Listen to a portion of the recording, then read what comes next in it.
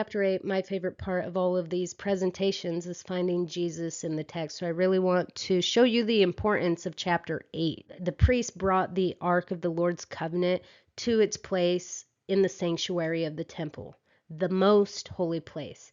Now there was a curtain or a veil that separated the holy place from the most holy place. Now Kings chapter 8 verse 6 tells us that the ark was not only being placed in the most holy place, but also placed beneath the wings of a cherubim. And you're like, what or who are the cherubim? Well, actually, many believe that the cherubim are angels. They seem to be connected to God's judgment and redemption. So, for example, on your screen, Genesis. After the fall of man, the separation between man and God, there is a cherubim that guards the way to the tree of life. Well, in Kings, we're reading the Ark of the Covenant is placed in the most holy place, which is shielded by a curtain.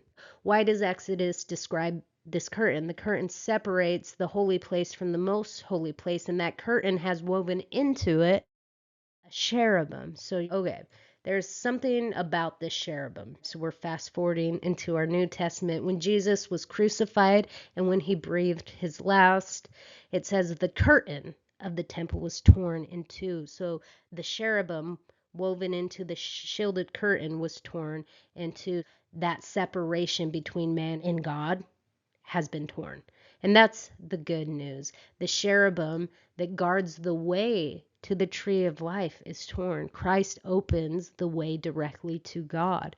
Jesus said, I am the way, I am the truth, I am the life. No one comes to the Father except through me. He is now the way to the tree of life, eternal life, reconciliation to God. Jesus is not one way, he is the only way. Now in Kings, we read that two cherubims are over the covenant, that there's nothing in the ark except the promise. The two stone tablets representing the promise.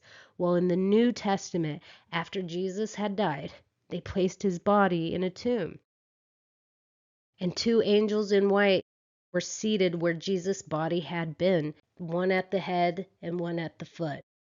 So I'm actually going to show you what Kings is teaching us. Chapter 8, verse 6, it says two cherubims, or two angels, better said, over the covenant. This is what Mary saw when she walked into the empty tomb. She saw two angels over the new covenant, the promise. And that's the good news. In Kings, it says nothing in the ark except the promise or the covenant. Well, the good news that we have in the New Testament, the good news says that there is nothing in the tomb except the promise, the new covenant, the promise of resurrection and eternal life through the only way, Jesus Christ. It's pretty awesome.